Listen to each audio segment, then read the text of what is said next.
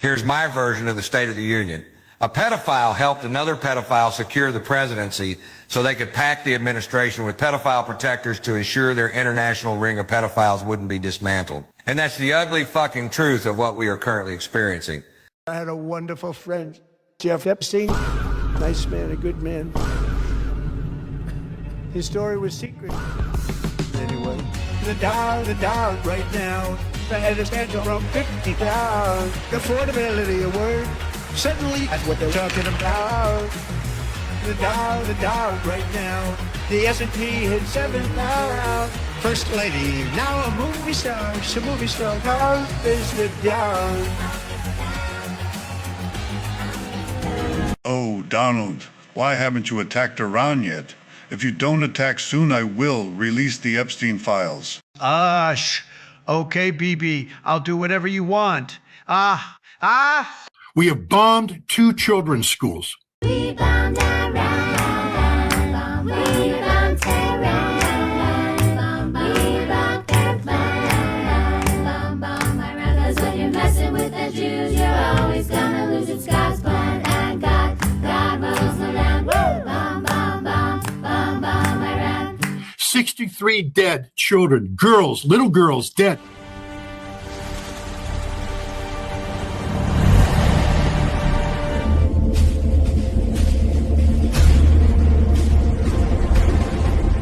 I hate to say I told you so, but I told you so. Hey Nacho, what do you got going on there? You think it's a bit hot to walk up the hill today, do you?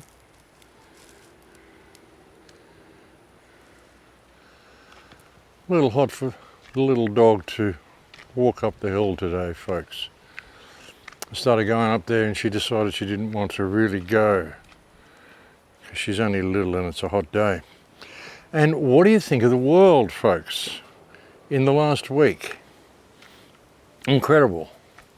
All that shit that happened in Puerto Vallarta, which is completely staged, as I showed you on the last video, and now we've got the attack on Iran, which is absolutely disgusting that they would have done this. And so deceptive, like, you can tell they've taken a leaf out of Israel's book to do this. There were negotiations ongoing where they had agreed to some sort of settlement. Iran had agreed that it was not going to enrich anything, and Mark Rubio had said, I'm going to fly out and talk about this next Monday. And so all the people in Iran thought everything was cool and everything was good, just went about business as normal, sent their kids to school, and then Israel and the United States attacked after Iran said it would agree to the terms. What has Iran agreed to you that they have never done before? Can you give us any sense? The single most important achievement, I believe, is the agreement that Iran will never ever have a nuclear material that will create a bomb. This is, I think, a big achievement. This is something that is not in the old deal that was negotiated during President Obama's time. This is something completely new. It really makes the enrichment argument less relevant, because now we are talking about zero stockpiling. And that is very, very important, because if you cannot stockpile material that is enriched, then there is no way you can actually create a bomb, whether you are rich or don't enrich. And I think this is really something that has been missed a lot by the media, and I want to clarify that from the standpoint of a mediator. And not only did it attack, it bombed a girls' school, and then they bombed another girls' school. Naturally, the Israelis said, no, it was an Australo-Iranian missile that did this. No, it wasn't. It was the United States, and it was Israel. Went in there and deliberately killed children the way they love to do so much. We have hit 2 children's schools. We have bombed 2 children's schools. 63 dead children, girls, little girls dead. Their mothers waiting for their daughters to come home. They sent their daughters to school on the belief that there wouldn't be a war because there was diplomacy going on, that there wouldn't be a war because Marco Rubio said he was traveling to the region on Monday. So they sent their girls to a school. The girls were in school and we bombed it. And we bombed another one. There's 100 girls buried under that rubble being dug out now. Girls that will not survive. This is the horror of war. But what I'm trying to say is, at least when I was involved in the bombing of the Arabia shelter, we did our damnedest to make sure that it was a military target. We were wrong, and it haunts you forever. What in God's name could lead us to bomb 2 girls' schools? I'm involved in this. I did this for a living. I know you don't make those mistakes.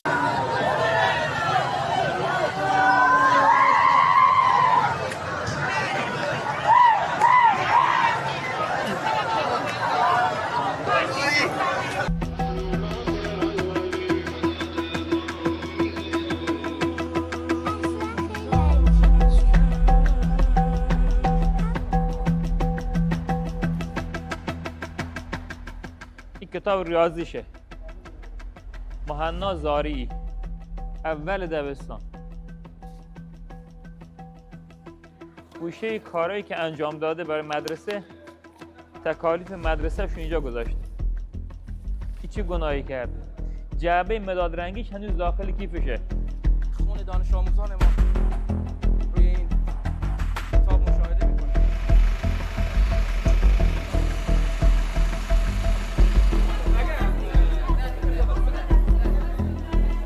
ببرن حاجی.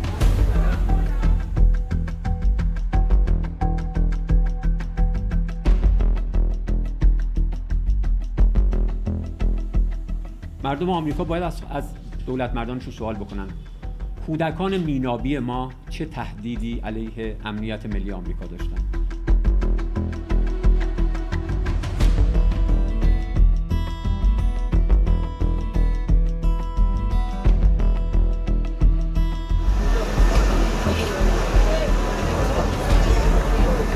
The onus is on the forces that carried out the attack to investigate it. We call on them to make public the findings and to ensure accountability and redress for the victims. Absolutely disgraceful. And of course the response from Iran has been quite extraordinary.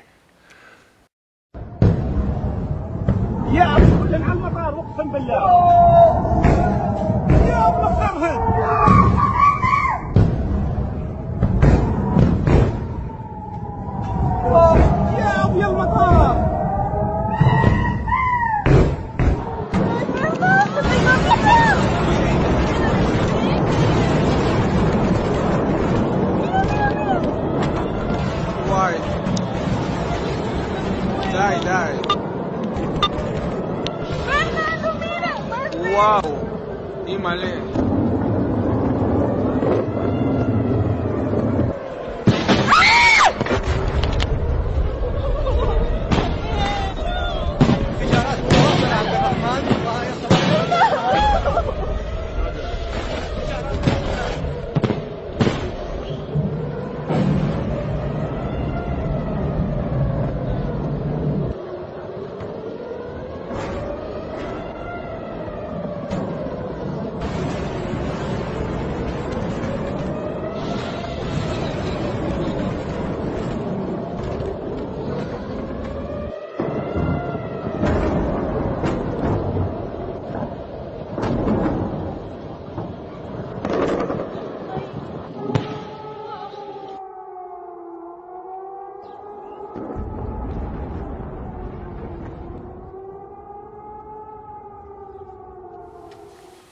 Yeah, massive missile bombardment on Tel Aviv.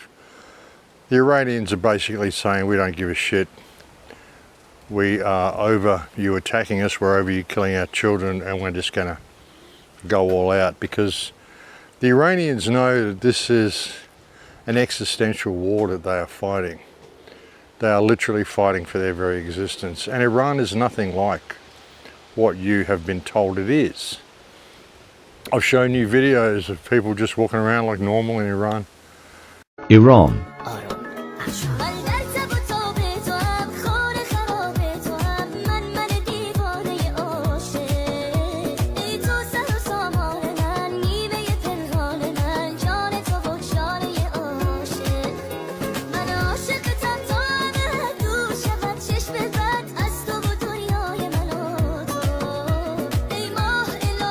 You can wear a hijab if you want to, but you don't have to. This whole concept that people get beaten and women get shot and killed for exposing their hair is a complete fabrication.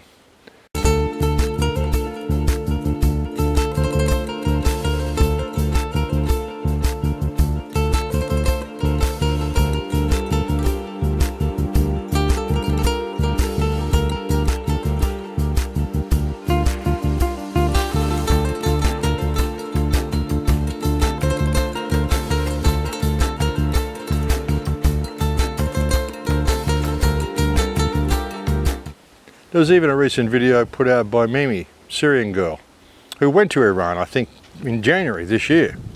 Either January this year or December last year, very, very close, very recently. And she said she was really surprised at how open and liberal the place is. Hi everyone, this is Syrian Girl and I'm shopping in Iran's capital Tehran with a beautiful Iranian guide just to show how much propaganda there is about women's life here to promote regime change. So hop in friends, we're going shopping. We're in Iran. It's really cool. Let's go to the store that has music. Yeah. I love music. Yeah, is it this one?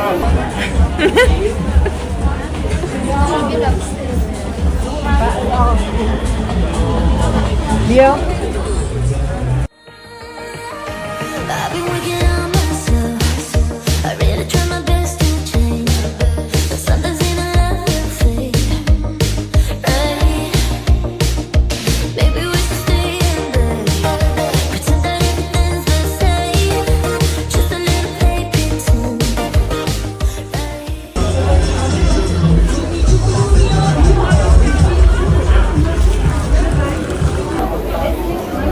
What do you think of this shopping center? It's kind of... Is it the best one? No. It's not. It's a bit busy.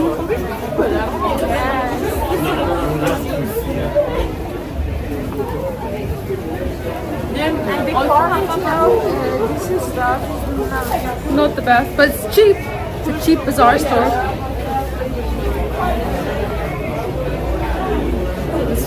So now we're going back out. We're going to go to one of the oldest bazaars ever.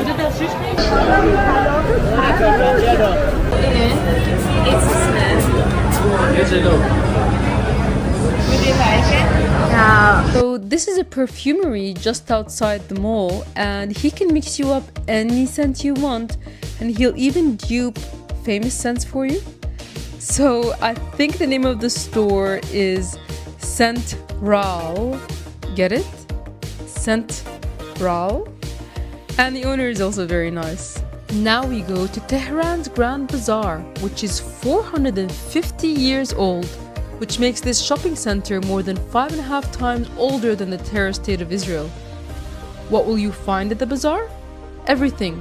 But they say Iran is blessed with 3 golds: pistachios, caviar, and saffron. See, the Zionists are lying to you about Iran and about the women in Iran because they want to manufacture consent for regime change. They want to bomb and destroy the lives of these happy people for daring to oppose Israel's genocide of Palestinians. Yeah, it's not anything like what you've been told, and this is the people that Trump and Benjamin Netanyahu are bombing. Not to free anybody, but to impose their dictator, their puppet dictator. And because Iran is a regional power and Israel doesn't want any regional powers in the area, Israel wants the whole area for themselves, for Greater Israel. That's the plan. That's absolutely disgusting. And the excuses, I mean, they can't even get their stories straight. Mark Rubio said basically Israel forced their hand. They knew Israel was going to strike, and so they had to go in and strike as well, because they figured if Israel was going to strike Iran, then Iran's going to blame America, and so Iran's going to bomb America, so they need to go in and bomb them first. I mean, that's the logic. So they're basically saying, well, if Israel goes and bombs Iran, then we're guilty as sin, so we better go and join the club as well. It's just ridiculous. There absolutely was an imminent threat, and the imminent threat was that we knew that if Iran was attacked, and we believed they would be attacked, that they would immediately come after us. And we were not going to sit there and absorb a blow before we responded, because the Department of War assessed that if we did that, if we waited for them to hit us first after they were attacked, and by someone else, Israel attacked them, they hit us first, and we waited for them to hit us, we would suffer more casualties and more deaths. We went proactively in a defensive way to prevent them from inflicting higher damage. Had we not done so, there would have been hearings on Capitol Hill about how we knew that this was going to happen, and we didn't act preemptively to prevent more casualties and more loss of life. Yeah, and what he's basically saying there is that Israel forced their hand. And yet when this was mentioned to Trump, Trump said, no, it was he who forced Israel's hand. Did Israel force your hand to launch these strikes against Iran? Did that pull the United States into this war? No, I might have forced their hand. You see, we were having negotiations with these lunatics, and it was my opinion that they were going to attack first. They were going to attack. If we didn't do it, they were going to attack first. I felt strongly about that. And we have great negotiators, great people, people that do this very successfully and have done it all their lives very successful. And based on the way the negotiation was going, I think they were going to attack first. And I didn't want that to happen. So if anything, I might have forced Israel's hand. But Israel was ready, and we were ready, and we've had a very, very powerful impact. Yeah, so they can't even get their stories straight. It's outrageous, folks. But Israel has really been taking a pounding from Iran. They've actually been using hypersonic missiles, and these things go off with an incredible amount of force.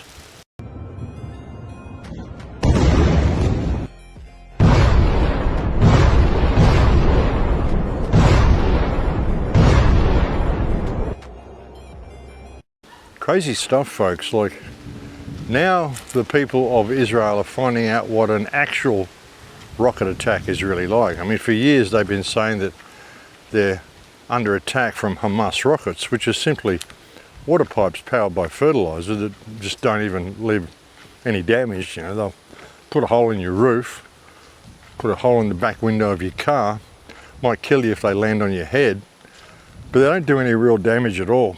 And now they're seeing what a real rocket attack looks like. Oh my God, here they come. That's right in the center. Another one, and another one. Look at that. The whole wave of them. The whole skyline's lit up. Boom, boom, boom.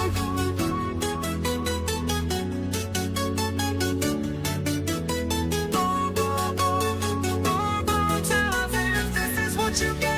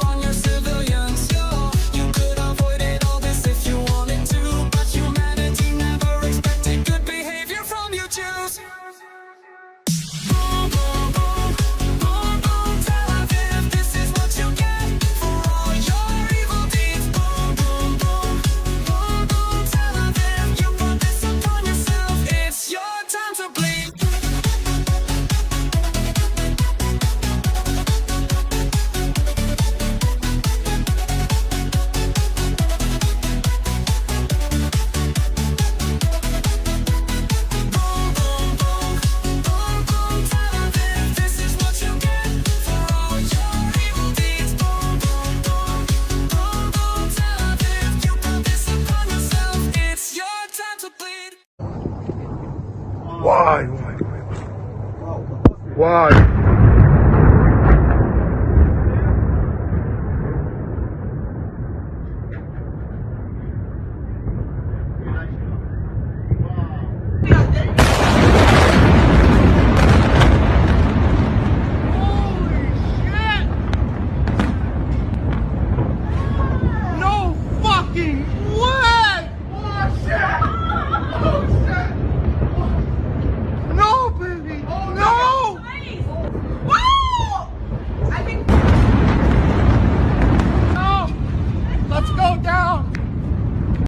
Yeah, you know, crying in the streets because they've had 6 hours of bombardment. They've been doing this to the Palestinians for 2.5 years, sometimes 24 hours a day, rocket attacks every 15 to 20 minutes coming down in Palestine. And they're terrified about this attack going for 6 hours. It's insane. Absolutely insane. And of course, all communications has been blacked out now in Tel Aviv. You're not allowed to film anything.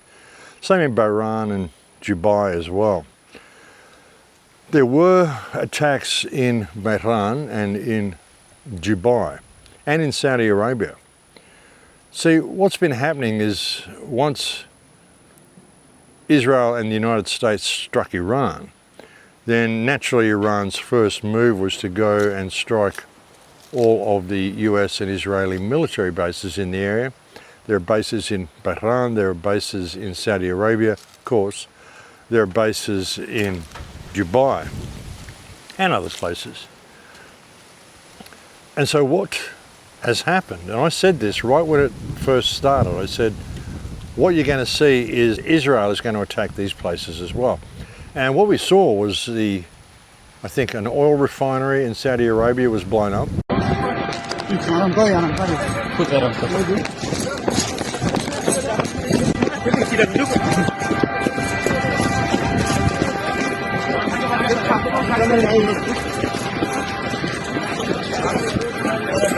And there was an airport, I believe, in Saudi Arabia hit as well. There was a building in Bahrain that was hit by a drone. They said this was an Iranian drone.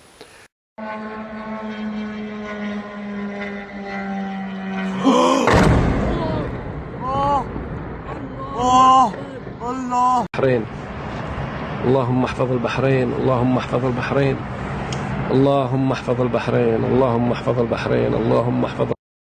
And there was also a building in Dubai hit by what they said was an Iranian drone.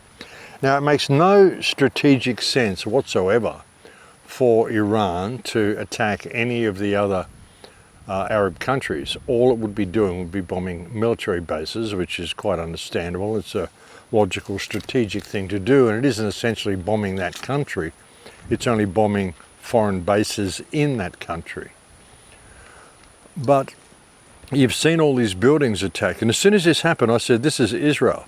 You'll find that there are Mossad agents in all of these countries, and as soon as Iran started attacking the military bases in these countries, you'll have Israeli agents sending drones in to attack buildings and claiming that Iran is also bombing buildings. And I said that this is guaranteed to be done by Israel. Then, about a day after I said that, I've been posting it all over Twitter, about a day after I said that, there were reports that came out of Mossad agents planning bombings in those countries. Last night,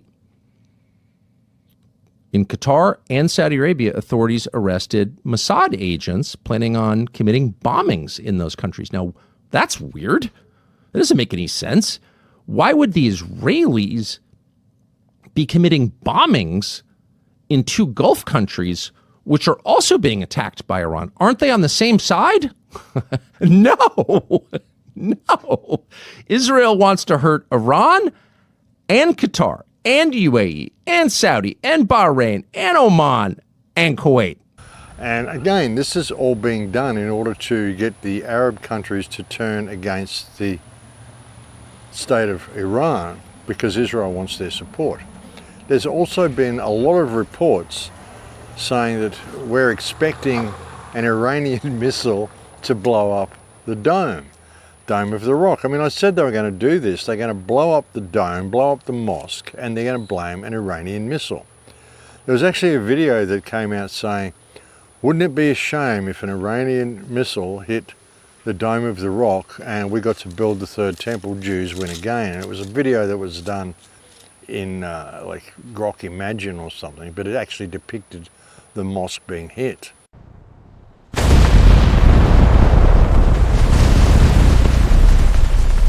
Yeah, and I commented underneath this video, I said that we already know Israel's plan. We already know that all of these attacks in foreign countries, in Arab countries, are being staged by Israel. And we already know Israel's plans to destroy the mosque and blame it on an Iranian missile, and they've even said as much themselves. And I posted a video link of someone saying that. We don't know, maybe one of the missiles will hit the mosque. If it was up to me, I would pretend that one missile came from Iran and shoot it down. You know, then all the Arabs will go against Iran, it will be the end of the problems. You make them fight with each other. Yeah, and I posted that on X and I got blocked for 12 hours for violent speech. Go figure. The guy's saying that they should, you know, blow up the mosque and it might get hit, and all the people saying death to Iran and all this sort of stuff. They're not getting banned for violent speech. But if you point out anything about what's actually going on, you get banned for violent speech. That's just the way it works. That's good old Elon's freedom of speech on X. What do you think about that, Nutcher? What are you doing up there? Just having a bit of a look around, are you? Here's the cutest little dog, folks. She is so cute. Little Nutcher, how you doing? You're so sweet, aren't you? She just follows me around like a shadow, this little girl. She's a great little dog. But, yeah. But that's what's going on, folks. It's just nuts. It's absolutely nuts what's happening in the world. Getting my list out here. I've got a list of a couple of things to talk about. Not much. I mean, you know, it's all about this war, isn't it? And you think about it as well. I mean, they removed the Ayatollah instantly. They said, yes, it's about regime change. We want to put the Shah in. They basically told you it's about regime change. Like, it was saving the Iranian people. We want to replace the leadership. They took out the leadership in the first strike. Then all of the religious leaders got together to plan who the leader was going to be, and they bombed that building and took all them out as well. Then I believe their subordinates all got together and they bombed that building and took them all out as well. You might wonder how they did that. I did see one report. I don't know if I can find it and put it on screen, but I'll see if I can. If I can't, I'll try to paraphrase what it said. But it was a report that I saw where someone said that recently they had got a bunch of Mossad agents who were actually dentists to go and get employment in Iran, and they had put done dental work on all of the heads of the Iranian religious group or whatever, and they had put trackers in fillings that they put in their teeth, so they know when they're all gathered together and they know where they are and they know which buildings to bomb. That's how devious these Israelis are and how far ahead they plan their murder. Now, there was no way this was not going to go ahead, even though they were making peace negotiations and all this sort of shit. I mean, Israel has had this planned for a very, very long time, folks, and that should be obvious to anyone. But yeah, they removed the Ayatollah instantly, apparently, Khomeini, and yet they're still going in and bombing people. They're still going in and bombing the country. But wasn't it about regime change? And what they're doing is they're using the same excuse. Well, even though we've got rid of the leadership, you know, while the belief is still there, why the, whatever it is, the ICRJ or whatever they're called, I don't remember, whatever the National Guard or whatever it is of Iran, while they're still there, then there's still an enemy and we need to go and take them out completely. We can't leave them still armed. It's the same MO that they use with Hamas. While there's anybody there who has a weapon at all, then they're part of the terrorist, extremist mentality and we need to kill them and just keep bombing the country until they're gone. And they're saying also, oh look, we've got a picture of Iranian soldiers sitting in a school, and so don't blame us when we have to bomb the schools. So they're just planning the same thing that they just did with Hamas. And most of these pictures, you know, Iranians sitting in schools and shit, they're probably staged. They're probably Israelis. They've probably got a little set that they do it, or they're all CGI. I mean, you just don't know anymore. You don't know what's AI and what's real. A lot of the bombings that have been coming out, a lot of the videos of bombings and bombs hitting Tel Aviv have been AI. It's not real. Crazy, you know, you don't know what's real anymore. AI has come online right at the right time for them to do this. So you've got to really understand how we're being played with all this, folks. But yeah, they bombed 2 schools, they bombed 9 medical centres. Oh, they bombed a medical centre, I think, and 9 hospitals as well.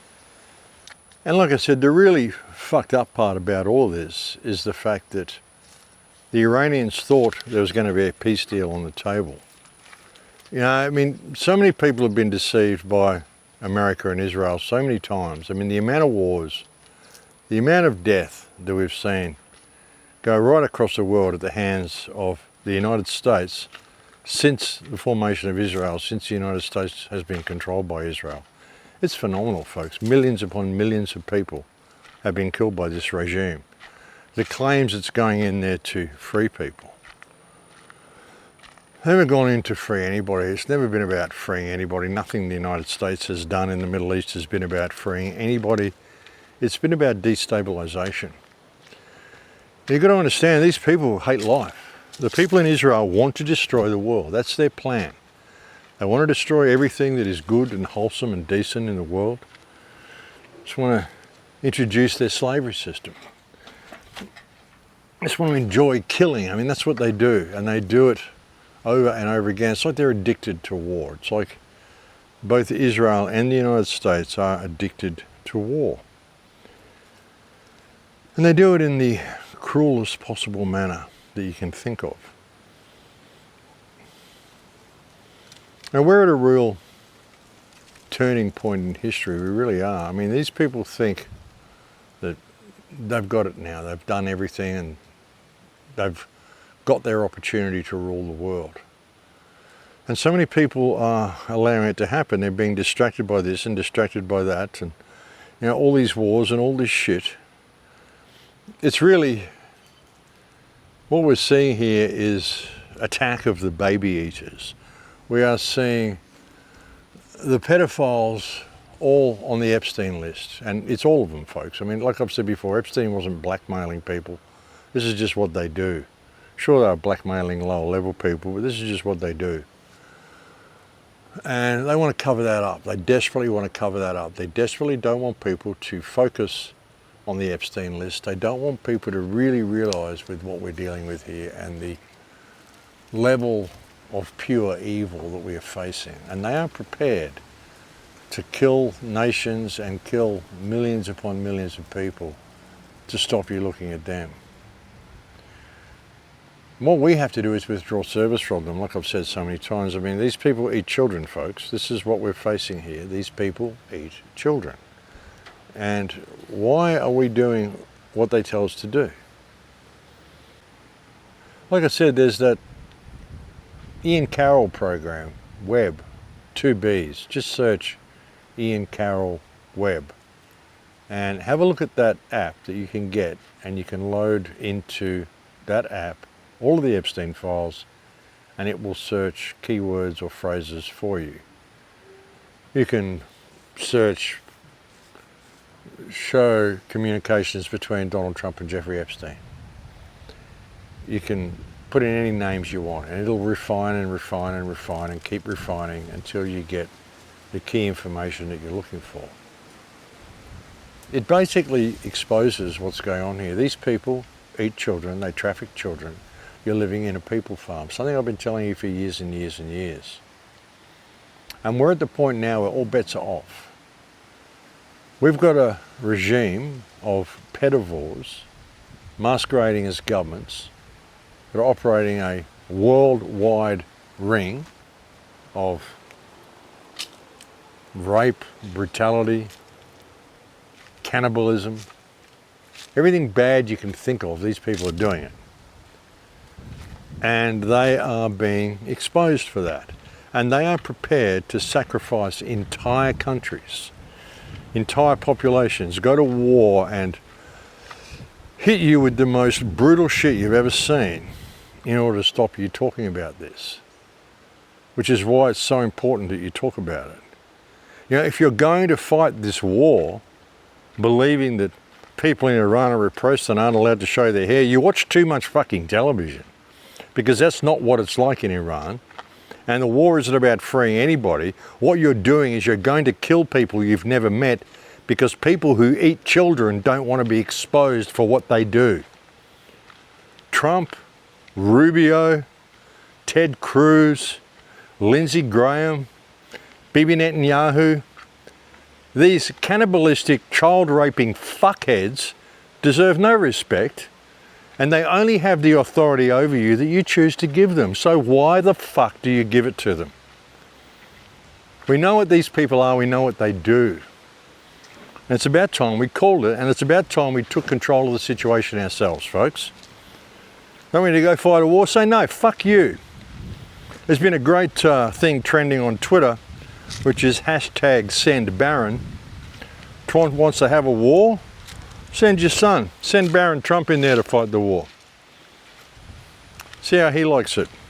You want to send other kids in there to die? Send your own children in there to die. But this is a man who sold his own daughter basically to Jared Kushner, became a Jew himself, got bailed out by these people so many freaking times. They've got him over a barrel with the Epstein files, and he will do anything Benjamin Netanyahu wants him to do. That's the bottom line here, folks. It really is. What do you think, Nacho?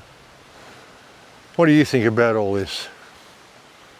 I can't do the doggy voice, but I think she thinks humans are pretty fucking stupid. She's just enjoying all the smells, enjoying the nature. Aren't you, Nacho? Hey? You don't even want to come and talk to me. You're too busy with these smells down here. It's pretty cool, huh? Pretty cool stuff, isn't it, girl? Want to have a look down the creek? What do you think? Yeah, let's go. Yeah, but you know, we can look at this and we can be terrified in the face of it all. So scared about what's happening in Iran, so scared of the war, so scared of this, so scared of that. The whole thing can seem overwhelming. But really, if we look at it through the right type of eyes, we can see that this is actually our moment, folks. This is our moment. We have all the evidence we need to look at this entire system.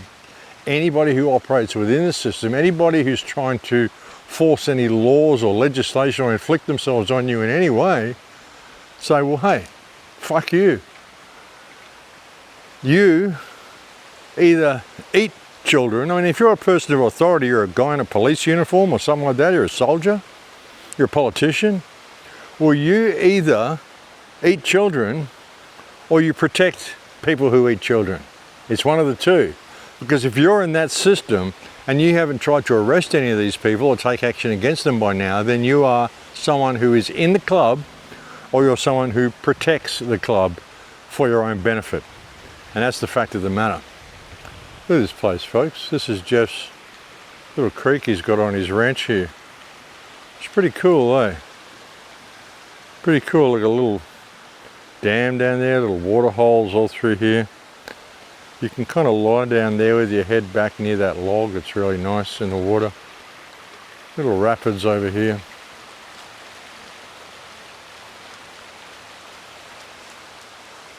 Very nice little setup, folks. And of course we have little Nacho over here, don't we, darling? Yeah. That's what people should be doing, folks. They shouldn't be worried about all this other shit. But like I said, hey, this is our moment. If we choose to accept the challenge, you know, mission impossible, should you choose to accept the mission? And the only impossible thing is people finding their own strength. That's what seems to be impossible to most people. But this is really an opportunity for you to do that. It's an opportunity for you to really see what's going on. I mean, looking at all this, you can't deny the level of evil we're facing, but it goes in one ear and out the other with most people, and that's what they're counting on. They're counting on the fact that most people will do nothing about this. You can tell them, hey, our politicians are all pedivores, they're doing the most horrendous things. And, you know, they'll go, wow, that's terrible. Then they'll go back to their favourite television show and watch their favourite television personality and say, well, you know, they're not talking about it on Good Morning America or Good Morning Australia. They're not talking about it on the 6 o'clock news, so it can't really be that important. I mean, if it was important, the news readers would tell us what's happening. Yeah, that's unfortunately how many people think. It's crazy. Nacha, ven. Nacha, ven. Nacha. Nacha. Yeah, funny little dog. It's pretty interesting down here, she's thinking. Don't know if she's been down here before. I haven't brought her down here before. But yeah. But yeah, they're counting on people forgetting about all this shit. They're counting on people just getting distracted by the news, getting distracted by the war in Iran. The war in Iran is terrible. It's absolutely terrible. And it's not going to bring about any peace. It's just going to turn Iran into a failed state the way they've done with every other state they've gone into to help the people. Look what they've done to Gaza. They went in there to free the people of Gaza from Hamas. What they did was they freed them of life. They freed them of liberty. They freed them of their possessions. They freed them of everything it means to be human. And they did it deliberately. And then they stole their land. That's what they intend to do with most of the Middle East folks, is make it peaceful. Because of course when everybody's dead, it's very, very peaceful. No noise at all. A new Turkish threat is emerging. I want to be very clear. Turkey and Qatar have gained influence in Syria, are seeking influence elsewhere and everywhere throughout the region. And from here, I warn, Turkey is the new Iran. Erdogan is sophisticated, dangerous, and he seeks to encircle Israel. And while some senior Israelis were on Qatar's payroll, Qatar and Turkey are nourishing the Islamic Brotherhood monster that is growing and eventually might become as dangerous as the one created by Iran. Turkey and Qatar are gaining influence not only in Syria, but also in Gaza, through the front door, and everywhere, and trying to create a new choke ring. Turkey is trying to flip Saudi Arabia against us and establish a hostile Sunni axis with nuclear Pakistan. That's their plan. These are really sick fucking people, folks. They really are. Yeah, but this could be humanity's big moment.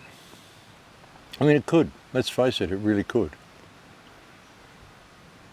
The question is, are people prepared to accept the power they have and to step into that? Are they prepared to take responsibility for themselves? Take responsibility for the world they're creating for their children. Even if you don't have any children. Think about the world you're leaving behind for people that come in the future. Think about what we could do with this moment. Now everything's been exposed. The whole system laid bare. Even the sheer evil of the people that we're dealing with has been laid bare. People talk about how much energy it takes to train an AI model, but it also takes a lot of energy to train a human. It takes like 20 years of life and all of the food you eat during that time. Right. Problem is that feeding humans is quite literally like the point of the economy in the first place. Did you forget that, Sam? Did you forget that the whole purpose of civilization is to try and create a safe, conducive, productive environment for human beings to thrive and prosper in? Because when you contextualize feeding humans as wasting energy, it kind of makes it seem that you and I might not be playing for the same team here. You know what I mean? Actually, spending resources on training AI is more cost efficient and profitable than spending resources on training humans. Profitable for who? Exactly. Because it's not us, is it? It's not the collective humans. Did you forget the lie that you're supposed to be telling? You know the lie, the one where you're supposed to be pretending that the modern consumer capitalist economy is actually beneficial for humanity. You know, the system that you're at the top of, right? The one that makes you wealthy and powerful. The whole reason that people like you get to put yourself in charge of what constitutes an efficient and cost-effective use of our collective resources and subsequent technology. Dude, you're gonna be in so much trouble at the next billionaire cannibal convention for accidentally letting a little bit of truth slip out. But you know, thank you for clumsily highlighting everything that's wrong with modern technology. Which is to say, it ain't the technology, it's the ideology and the priorities of the people in charge. I mean, look at smartphones. This technology is amazing. This gives us the ability to communicate instantaneously all around the world, to create collective narratives and understandings of reality that are unimpeded by social barriers or cultural barriers or language barriers. This represents the opportunity for humanity to actually see itself, to actually look ourselves in the eye and figure out how to work together and move forward in a way that is useful and productive. But how is it being used? Well, it's been made as addictive and harmful as humanly possible in order to maximize people's susceptibility and vulnerability to marketing. That's what they did, right? They looked at this and they went, this is great, but how do we use it in order to manipulate people into buying as many unnecessary t-shirts as possible? And also it's being used to maximize the spread of propaganda to make society as divided as possible, to prevent people from ever coming together in order to overthrow the obviously ridiculous, nonsensical, resource-wasting,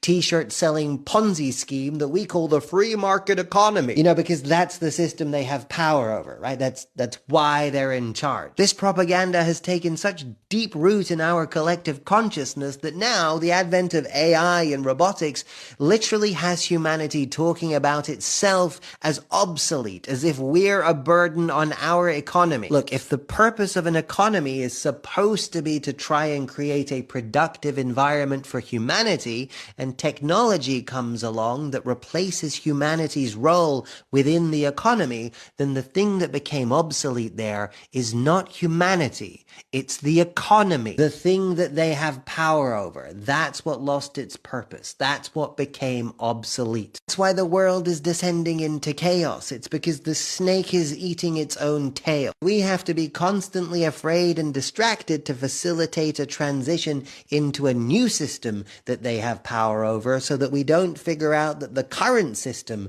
that they have power over doesn't serve a purpose anymore. A remarkable time in history, folks. Yeah, and don't believe all the propaganda you're seeing on X as well. I mean, all the Iranian people who are apparently celebrating the United States and Israel bombing the shit out of their country and destroying all their homes, saying, well, thank you for freeing us. It's crazy. There are millions of people in Iran who are protesting the murder of Khomeini, and they know that they are fighting an existential war here. The fact that they said it was about getting rid of Khomeini and bringing in the Shah, and now they're saying, well, now that we've killed Khomeini, we need to take out all the National Guard and all the troops and everybody who has a weapon as well. It's exactly the same play that they used with Palestine, and they're just going to go in there and keep obliterating the place if they get the opportunity to do it. Hopefully, Tehran will keep pounding Israel. Personally, I mean, as much as I don't like to see people hurt, it's hard to view the people in Israel as people, because I mean 82% of them support the ethnic cleansing of Palestine. Around about 60% of them believe that they should leave no man, woman or child alive in Palestine. That's the mentality of these people. And as much as I don't like inflicting pain and suffering on anybody, you know, I truly would like to see Tel Aviv simply leveled and turned into rubble, the way they've done to Gaza. I think they deserve that. And I've come to the conclusion that really the only way to free humanity is to get these people away from humanity. I mean, these Kabbalistic Jews that have caused so much pain and suffering, whose very mandate is to destroy all life on earth because they think the earth itself and all life upon it is evil, these people have caused so much suffering on earth. And bombing Iran and doing all this damage to another Arab country isn't going to free anybody. It isn't going to bring about world peace. It's just going to bring about more pain and suffering. The only thing that is going to bring about world peace is the complete eradication of Zionism. It's an unfortunate thing to say. You know, and again, I don't want to blame all of the Jewish people, because I think these Sabbatean, Frankist, Kabbalistic, Zionist scum have pretty much hijacked the Jewish faith. And like I said, I do know some pretty decent Jewish people. There's that whole thing about, you know, if you don't follow the faith, why do you call yourself a Jew, blah, blah, blah. It's back to the same old argument, but you know, I don't wish to cause hardship to anybody. But it gets to the point that what do you do? I mean, the analogy I've often used is that if you're on a lifeboat and you've got a ship that's sinking or something, you're on a lifeboat and you've got families and women and children and stuff on this lifeboat with you. You're trying to save everybody's life.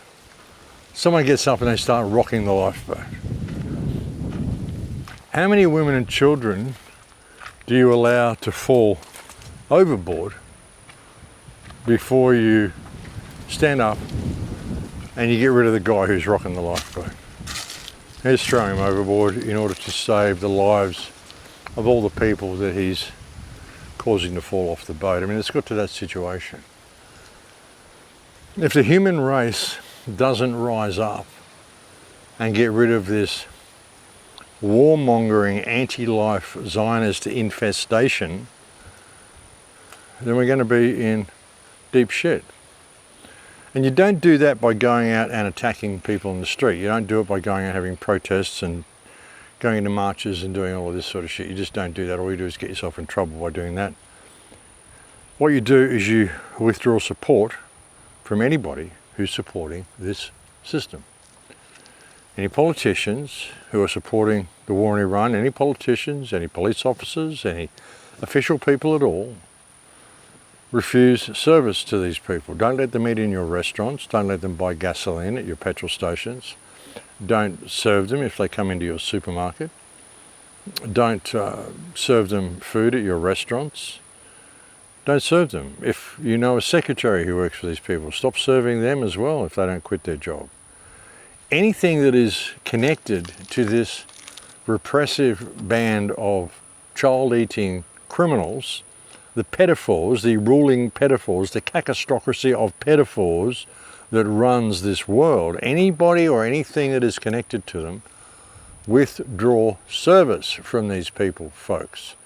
There are billions of us. There isn't that many of them.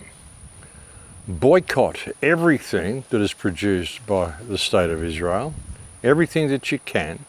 I know it's hard, but you need to boycott anything you can that is produced by the State of Israel and refuse service to all Zionists, all politicians, and all police officers who are not calling this system out for what it is. You know, we run the whole thing, folks. I mean, for all the rules and regulations and shit that they put in place, none of which we actually have to obey anymore because we have now established that they eat children. For all of this sort of stuff, I mean, even if we did follow those rules, we still have the right to withhold service from people. And all of us have businesses, all of us have jobs, and you know, we can do this if we work together. Say you're a waiter or whatever, and you're in a restaurant that's owned by these people. You know, it might be hard for you to quit your job, but I'm sure you'll find someone out there that owns a restaurant that doesn't work for these people who will give you a job simply because you quit that one out of principle. You know, there's things like this, folks. I mean, during COVID, there were a lot of gyms that stayed open. There were a lot of places that stayed open when they told they weren't able to. And they got a lot of patrons because of the stance they took. And a lot of people reached out to help each other through that whole process. We can do that through this process as well. Start talking to your neighbours and say, hey, I don't agree with what's going on in the world. I don't agree with bombing children. 2 schools that were bombed in Iran. I don't believe any of the Israeli lies. I don't believe the Israeli lies that 30,000 people were killed in 2 days. Complete and utter bullshit. You know, it's incredible because what they did with that whole riot in Iran concept was exactly what they did in 1953 when they overthrew President Mossad. Same thing. Just blowing random things up, shooting people. They shot 200 police in that in that uprising, and these are all Mossad agents. And Israel has even admitted that there were Israeli agents there. They sent out 200 Starlinks to them. We have the footage of them doing all that sort of stuff. It was all there. And we know that these riots were colour revolution staged by Israel. That's what they were. It was not any type of uprising in Iran. There were some peaceful protests happening because the people in Iran are sick of the sanctions, and all the hardship in Iran is due to US sanctions, which have been on the place for years and years. And like I said, Iran is a normal, progressive nation. There's no reason for this to happen. This whole concept that women are forced to walk around wearing black without their eyes showing and all this sort of shit, it's all bullshit. All complete bullshit. The big marches in LA as well, you know, Iranian people saying it's so wonderful that Trump is bombing Iran. I guarantee these are all Jews. They wouldn't be Iranian people at all. I mean, there's so much propaganda happening here, folks. Half of the stuff you're seeing is freaking CGI and AI. You don't even know it's real anymore. I mean, I can't even post half of the stuff that I see of bombings in Tehran and in Tel Aviv because I don't know how real any of them are. Some of them, you know, are real, but so much of them you just don't know anymore. And it's going to be the same when all of these Epstein files get released and you see all these videos. There's going to be plausible deniability for all of it because nobody knows what is real anymore. All by design, folks. All this stuff happens at the right time, in the right way, for the right reason, because it's what they want to do to cover up what's really happening. Plausible deniability. But anyway, I suppose I'll leave it here for now. I don't really have a lot to say. I mean, there's not a lot going on except all these false flag wars and all this sort of shit. I mean, welcome to World War III. There's a friend who was at Acapulco, Kobe, who's still trapped in Dubai. I had a friend from Holland contacted me this morning saying he's got a ticket to go to Dubai in 2 days. Should he go? And I said, no, do not go to Dubai. You won't even be able to go to Dubai because the airport is closed. There's now, I think, 110,000 Australians trapped in Dubai, apart from other foreigners. So, yeah, not a good time to go travelling around the Middle East, folks, especially in countries like Dubai, Qatar, Bahrain. Any of these countries, I would think very, very carefully before going there. And like I said, I don't think you'll be able to anyway, because most of the airports are closed down. I know the airport in Dubai is closed down. But it's very, very difficult to get information about what's going on. So many of the feeds have been turned off. It's really difficult to hear what's really happening in Iran because their internet has been shut down, so we're not getting much information out from there. They have turned off most of the live streams in Tel Aviv because they don't want you to see just how badly Tel Aviv is getting flattened. Of course, they're saying, oh, there's like 6 deaths and a couple of buildings, you know, 3% of their missiles go through. It's just bullshit. No, Tel Aviv is getting absolutely obliterated. Sometimes videos get posted and then they get deleted straight away. There was one I saw the other day that I looked and I cannot find. It was a perfect hit on a building from a missile that literally split the building in two in Tel Aviv. It was so perfectly split in two, I had to wonder whether it was actually AI. And I was trying to download the video and then it suddenly disappeared. So, and there were multiple copies of it. So that makes me think that possibly it was real. Because when they delete this shit so quickly, it's because they don't want you to see it. In general, it's because they don't want you to see what's actually going on, which means it's real. So, yeah. We are in really interesting times, folks. We really are. Hey, listen, and thank you to anybody who donated to my friend Rachel's fundraiser as well. She really, really does need the support, folks. She's not in a good way, my dear friend Rachel. And thank you to anybody who has donated to that. I really, really appreciate it. In fact, anybody, if you were thinking of donating to me this week, as much as I could use it, I would really appreciate it if you could give that to Rachel instead, because she really, really needs it at the moment. I'm actually going to try to get up and see her in the next week or so. So, yeah, I might be offline for another week. I don't know. It depends on what's going to happen with World War III. I mean, you might find that Iran even starts striking places in the United States. I mean, New York, you know, comes to mind. There are a few large cities. I mean, Washington, of course. There are a few large places that I wouldn't be surprised. And it could even be the first time you see missile strikes on US soil, which wouldn't surprise me. You could thank Donald Trump for that if it happens. And again, you know, all of this is being done to draw attention away from the Epstein files. And really what you've got is Iran and the free world fighting against the Epstein bloc, really, is what you've got. The baby eaters are attacking because they don't want people to know that they eat children, or well, people know anyway, but they just want them to forget about it and go and do something else. But I don't think we should, folks. I think we should never forget the fact that we are dealing with people who eat children. We are dealing with pedivores. You are living in a people farm. And now is the time that we can do something about it, because now is the time we have the information to do it. We have a means of freeing ourselves by simply withdrawing service from these people. Non-compliance in a big way. We can prove to any court that wants to take us to court for non-compliance, we can prove to that court that we are not required to obey the will of these people, because these people are in abuse of office, because it has now been discovered that they are pedivores who eat and abuse children. So therefore all rules are off.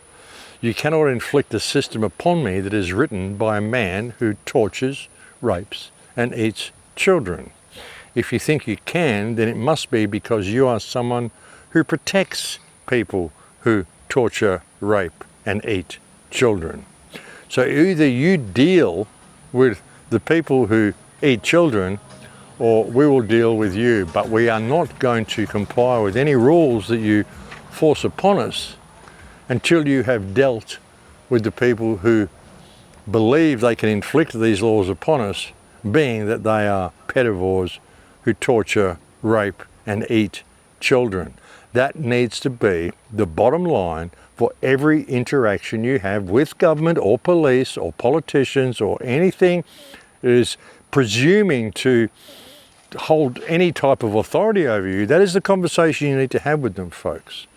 And if they will not have that conversation with you, then tell them to fuck off and go shop somewhere else and go inflict their law on somebody else they may feel it applies to. Perhaps one of the baby eaters the law would apply to. But as for us, no, we're not going to do what the pedivores say anymore.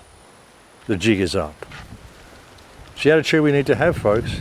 I mean, what a glorious time to be alive. We have all of this right at our fingertips.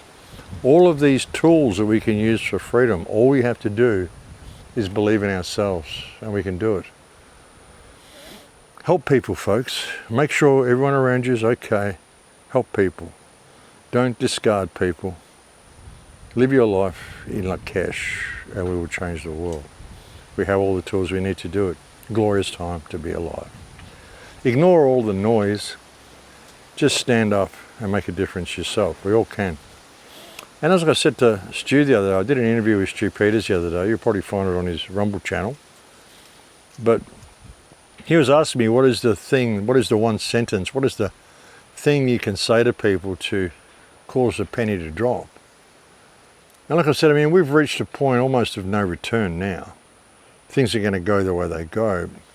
And what you can do, if you want to make a better world, is be the best you can at being yourself. Be the best person you possibly can.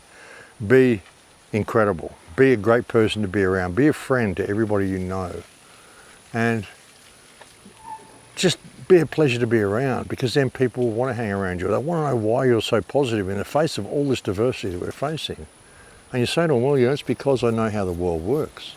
And once you become their friend, they'll have conversations with you. They'll be prepared to listen to what you say. And they'll see how calm and resolute you are through this entire apocalypse. And they'll want to emulate that. Lead by example, by being the best you possibly can at being good and kind and human. And that'll make a difference. Anyway, folks, I'm going to leave it there for now. Thank you to all the people who send me so many kind emails. I know it's a short video, but it's good to keep them short.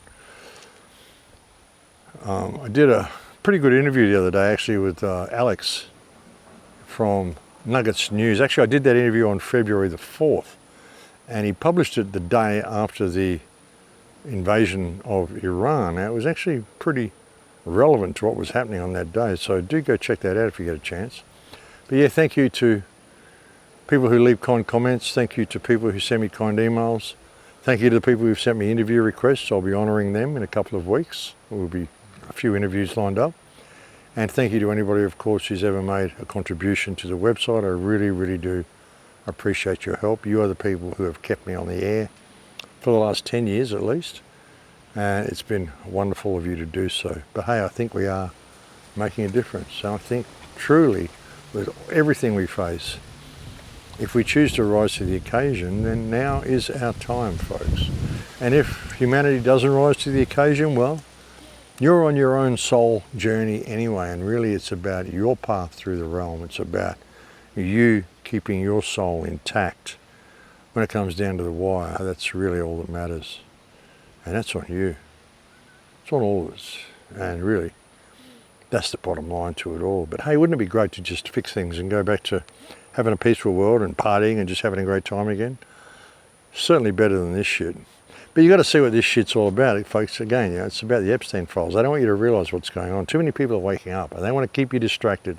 And they hope that if they can keep this going for a few months or 6 months or a year from now, everyone will forget that they're all pedophiles. Oh yeah, that Epstein stuff. What was that all about again? Because they're all fluoridated, they're all watching the TV, they're all programmed, and they're just hoping it'll go away and you'll forget about it. But no, we're not going to forget about it. And like I said, that needs to be the focal point in any of your dealings with anyone who claims to have authority from this point on. That's how to change the world. But I'll leave it there for now, folks. Thank you for joining me on this show.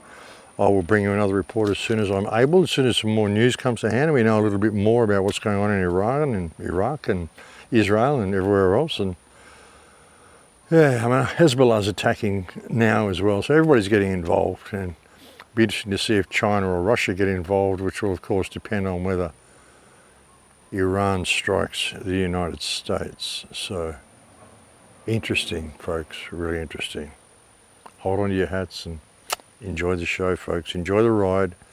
Don't get too negative because, like I said, this is all a big distraction and this is our time. And if we embrace that, then hey, we got this. But I'll speak to you again soon, folks. Please take very good care until then. In Lakesh. I'm curious about a kid from Brooklyn named Jeffrey Epstein. Skipped 2 grades, graduated at 16. Got into an elite math program at NYU. Dropped out and then at 21 was hired to teach physics at the most exclusive private school in Manhattan without a degree. The headmaster was Donald R. OSS veteran, precursor to the CIA, who wrote a novel about elites keeping humans as sex slaves and who just happens to be the father of William Barr, the attorney general who would oversee the jail where Epstein died 45 years later. Small world. One of those students at the Dalton School where Epstein taught was the daughter of Bear Stearns CEO Alan Greenberg. Epstein told people that relationship got him his Wall Street job. Fired from teaching for poor performance, hired on Wall Street the next day. At Bear Stearns, he rose from junior floor assistant to advising the bank's wealthiest clients, including Edgar Bronfman, president of Seagram's, who would later co-found something called the Mega Group, along with Leslie Wedner and Ronald Lauder, a secret network of billionaire donors coordinating pro-Israel strategy. He joined the Rockefeller University Board, the Trilateral Commission, the Council on Foreign Relations. David Rockefeller personally mentored him, a college dropout from Coney Island, at the table with the man who built the globalist infrastructure. It seems that many were fascinated or impressed by Epstein and his connections, which helped him become even more connected. A defense contractor named Douglas Lee's and Nixon's former Attorney General John Mitchell introduced him to Stephen Hoffenberg, who says Lee's recruited Epstein for British intelligence, and Hoffenberg introduced him to Robert Maxwell. Robert Maxwell, media mogul who sold stolen surveillance software called Promise for the CIA and Mossad, documenting intelligence asset whose daughter would move to New York and partner with Epstein. The same year he mysteriously fell off his yacht. 6 heads of Israeli intelligence at his funeral, totally normal for a book publisher. During this same period, Epstein had an Austrian American passport with his photo, but a false name and a Saudi address. That's not something you pick up at the post office, that's intelligence tradecraft. One of his clients was Adnan Khashoggi, the middleman, transferring American weapons from Israel to Iran. Iran-Contra, same scandal involving the CIA, same CIA whose precursor employed Donald Barr, same era Bush was running the agency, then the country. And a CIA front airline called Southern Air Transport would later relocate its headquarters to service the brands of Les Werfner, the man who would give Epstein everything. But that's part two. I'm just curious how a math teacher from Brooklyn ended up with a fake passport, a Rockefeller mentor, a seat at the Trilateral Commission, an intelligence recruitment chain that runs through defense contractors and a former attorney general, and a direct connection to the man who sold spy software for the CIA and Mossad. And I'm curious why when they finally arrested him there were 10,000 videos seized and sealed, 6 million pages where they released maybe half, 10 co-conspirators identified and only one charge. The CIA director who visited his townhouse now controls all the intelligence, and the president who promised to release everything is attacking the congressman who wrote the Transparency Act. I'm just curious if those files stay sealed, not to protect one man's secrets, but to protect the system that created him.